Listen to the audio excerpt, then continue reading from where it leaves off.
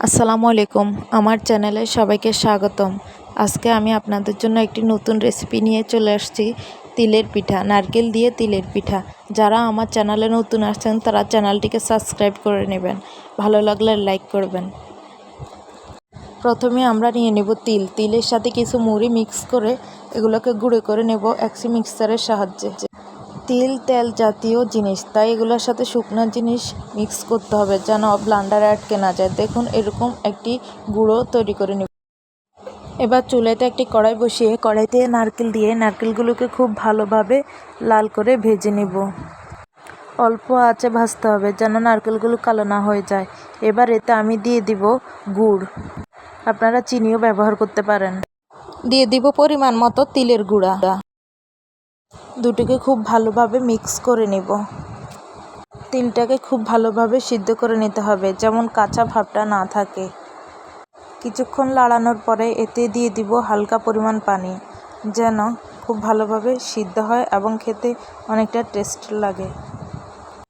পানিটা উঠে এলে যখন তিলগুলো বা ভিতরে পুরটা কাঠির সাথে লেগে আসবে তখন চুলা থেকে নামিয়ে নিতে হবে। দেখুন, ঠিক এরকম একটি পুর তৈরি করে নিতে হবে।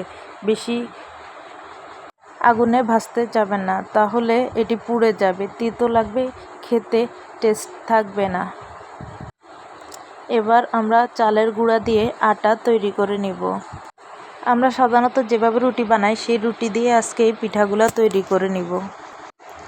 এবার খুব ভালোভাবে একটা ডো তৈরি করে নিব। মধ্যে মধ্যে খুব ভালোভাবে মুড়তে হবে। এবার ছোট ছোট লিচি কেটে নিব। লিচিগুলি থেকে রুটি বানিয়ে নিব। একটি রুটি বানিয়ে তাকে দুই ভাঁজ দিয়ে মাঝখান থেকে ছুরির সাহায্যে কেটে নিব। আজকে আমি আপনাদেরকে দুই রকমের পিঠা বানিয়ে দেখাবো। আপনারা আপনাদের ইচ্ছে মতো পিঠাগুলো বানিয়ে নেবেন। আমি প্রথমে একটি সমুচার শেপ দিয়ে নিব। দেখুন, দুই পাশ থেকে এভাবে একটি সমুচার শেপ দিয়ে নেবেন। এবার একটি চামচের ধারা ভিতরে পুরটা দিয়ে দিব। যেহেতু এটা আঠালো পুর, তাই খুব আস্তে আস্তে দিতে হবে, না হলে চামচের সাথে লেগে উঠে আসছে। দেখুন পুরটা কতটা মিহিন হয়েছে দেখতে। এবার দুই পাশ থেকে ভাঁজ দিয়ে হাতের মধ্যে কিছুটা পরিমাণ শুকনা গুঁড়ি লাগিয়ে তারপর সুন্দর করে শেপ পিঠাটার এক সাইড আটকে দিবেন। দেখুন, আমি ঠিক যেভাবে আটকাচ্ছি আপনারা চেষ্টা করবেন এভাবে আটকাতে, না হলে খুলে যাবে, ভিতরে পুরটা বের হয়ে যাবে। দেখুন পিঠাটা দেখতে কতটা সুন্দর হয়েছে। এবার আমি অন্য একটি শেপে পিঠাটা বানিয়ে দেখাচ্ছি। একই রুটিতে এক পাশ থেকে এভাবে পুর দিয়ে একটু লম্বা করে আঙুল দিয়ে চেপে দিবেন যেন পিঠাটা দেখতে সুন্দর হয় এবং চ্যাপ্টা হয়। এবার এক পাশ থেকে রুটিটা উপর দিয়ে বোটে দিয়ে দিব। আবারও দুটি আঙ্গুলের সাহায্যে আঙ্গুলের মাথায় একটু চালের গুঁড়া লাগিয়ে নেবেন। আঙ্গুলের সাহায্যে দুইটিকে চেপে চেপে একটি সাজ করে নেব। একটি রুটি দ্বারা দুইটি পিঠা তৈরি করা যাবে। অনেকেই এই তিলের পিঠাটি অনেক পছন্দ করে খান। আমাদের বাসায়ও সকলেই এই পিঠাটি অনেক পছন্দ করে।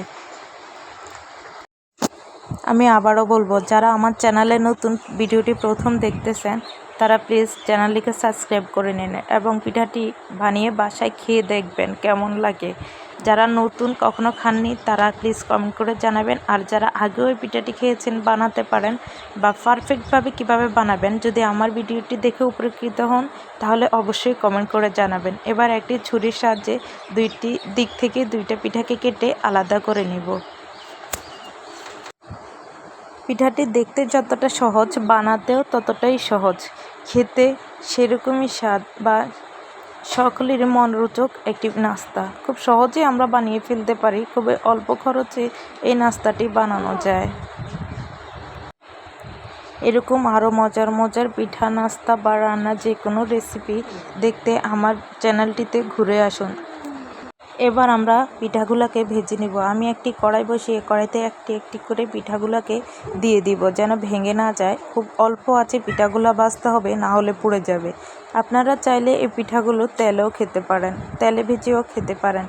অনেকেই তেলে বা গ্যাস্ট্রিকে ভুগে, যার জন্য তেলের খাবার পছন্দ করে না, সেই জন্য আজকের এই রেসিপিটি তৈরি করা। খুব ধৈর্য সহকারে পিঠাতে ভাজতে হবে। দেখুন আমি 2 থেকে 3 মিনিট অপেক্ষা করব একটি পিঠ হওয়ার জন্য। একটি পিঠ হয়ে আসলে খুন্তির সাহায্যে আস্তে আস্তে আরেকটি পিঠ উল্টিয়ে দিব, যেন পিঠাগুলো ভেঙে না যায়। পিঠাগুলো যেহেতু অনেকটাই নরম, সেহেতু ভেঙে যাওয়ার চান্স থাকে। সেই জন্য আপনারা খুব আস্তে ভেজে পিঠাগুলোকে উল্টিয়ে নেবেন। সাধারণত আমরা এগুলোকে তিলের ভুগি পিঠা বলে থাকি। আপনারা কি কোন নামে চিনেন এই পিঠাটিকে অবশ্যই কমেন্ট করে জানাবেন।